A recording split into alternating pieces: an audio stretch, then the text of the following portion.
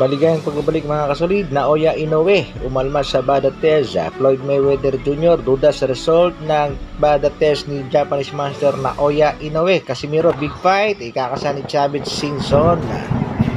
Sam Goodman nangako tatalunin itong si Naoya Inoue. Yan ang ating mga pag-uusapan, pero bago yan, isang like naman dyan at pa-share na rin ang ating video. Para sa ating unang balita mga kasolid, nalalapit na ang laban nitong si Sam Goodman kontra sa undisputed champion na si Japanese Master Naoya Inoue. Pero itong pambato ng Australia na si Goodman nangako ng upset sa Hapon. Dapat di umano isama sa kontrata ang rematch clause ayon nga dito kay Sam Goodman dahil siguradong siya naman ang mananalo sa bakbakan. Umalma naman itong si Japanese Master Naoya Inoue sa ginaganap na random bada testing sa kanilang dalawa nitong si Sam Goodman.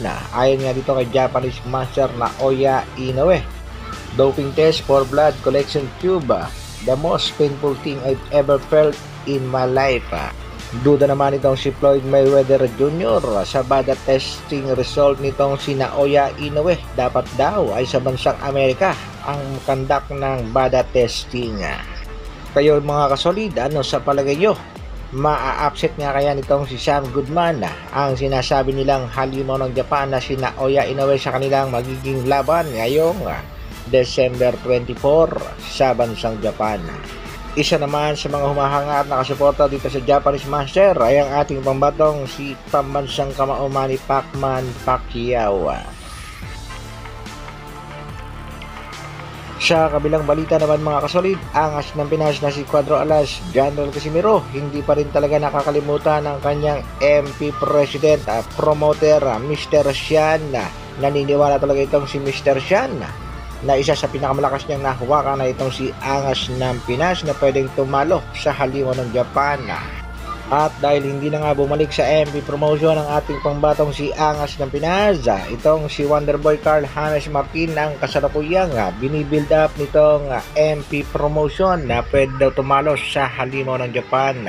Sa katunayan, ikasado na ang laban nitong si Wonderboy Martin kontra dito kay Kitostado, pero isang tune-up fight lamang. Marami naman nagsasabing mga boxing fans dapat ay itapat muna itong si Wonderboy kay Angas ng Pinas, General Casimiro, para masubukan kung talagang pwede na rin itong itapat sa alimaw ng Japan na si Naoya Inoue.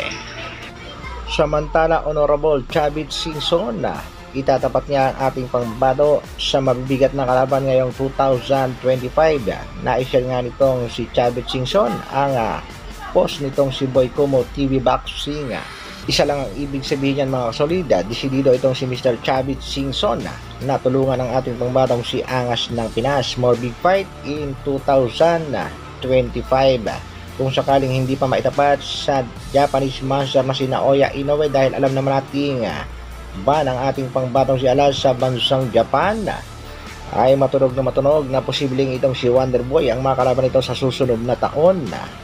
Operan lang ng malaki nitong si Chavez Singson ang MP President na si Mr. Sian. Siguradong hindi ito papalag at ilalaban nitong si Wonderboy sa Angas ng Pinas.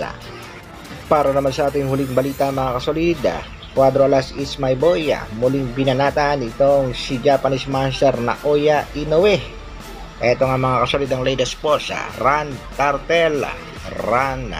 Dinumog nga ito ng maraming boxing fans at sari-saring komento ang patungkol nga dito kay Naoya Inoue.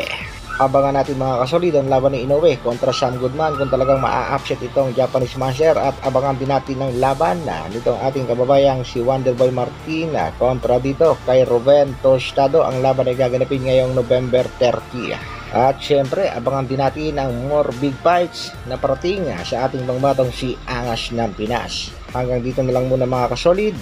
Maraming salamat sa patuloy na pagsuporta at panonood.